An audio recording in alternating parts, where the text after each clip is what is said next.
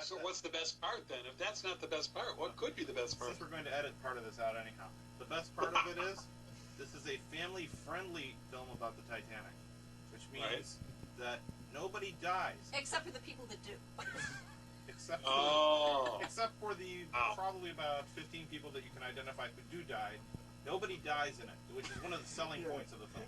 And and the girl's looking for the DiCaprio, basically the equivalent of Leonardo DiCaprio, and she keeps stumbling on these guys where she thinks it's him in the water, and she finds out it isn't him, and just throws him back. She moves on. Just dead guy after dead guy. Wow. Yeah.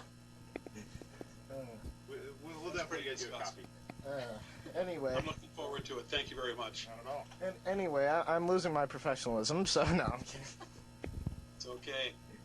You're doing a great job, by the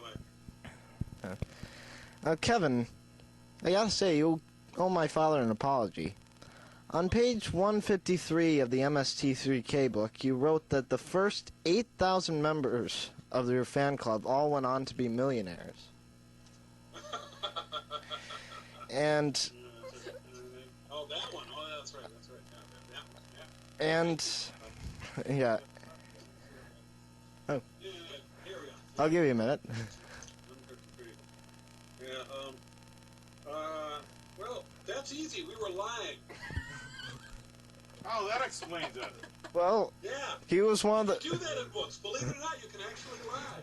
He was one of the first 1,200, but, he's never hit millionaire yet, so, Well, that's impressive. Well, just, if it's any consolation, neither have I. So, I hope that makes you feel a little better. Well, misery loves company. So we'll put you up there with Ann Coulter for writing. Okay. Well, thank you. That's perfect. Absolutely. Mm. How aware were you when MST3K, to find out that it was in popular culture?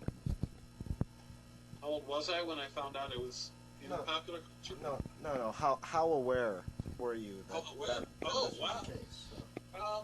That's a really good question. When it first started seeming like it was in the, the people were quoting it and things like that, I think there was an article in we got interviewed by the Wall Street Journal, and I think that means that you're hit the mainstream. If you're in the Wall Street Journal, the only other thing left is the Saturday Evening Post or Reader's Digest, and then you really know you're in the mainstream. But when we were asked for an interview by the Wall Street Journal, I knew, well, we've been injected into the popular culture, and that's pretty cool. What kind of life did you see in the business of, riffing movies? Never really thought about it. When I was in graduate school, the real college, the college I went to after college, I took a course that was a seminar that was run by a former member of the Federal Communications Commission named Nicholas Johnson. And he introduced me to two books that I thought had a big influence on me. One was called How to Talk Back to Your Television Set, which I thought was pretty cool, and another by a fellow named Jerry Mander, named Four Arguments for the Elimination of Television. And actually there was a third, a book called Seven Glorious Days, Seven Fun-Filled Nights, where a fellow had kept his TV on and watched for all his waking hours for 7 days in a row. At the time there were only 4 channels to watch, but he watched them. So you're talking about being inundated by the culture and instead of sitting there taking it, finding a way to defend yourself against it.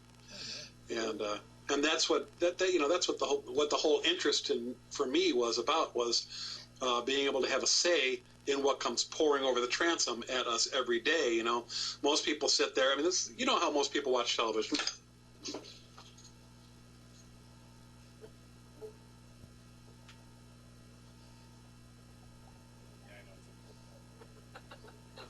That's what it is. So, I'm the kind of guy who'd rather say, "Oh, come on!" And Mystery Science Theater was a perfect vehicle for that deviant streak in me. So would you... Does that answer your question? Well, yeah, sure.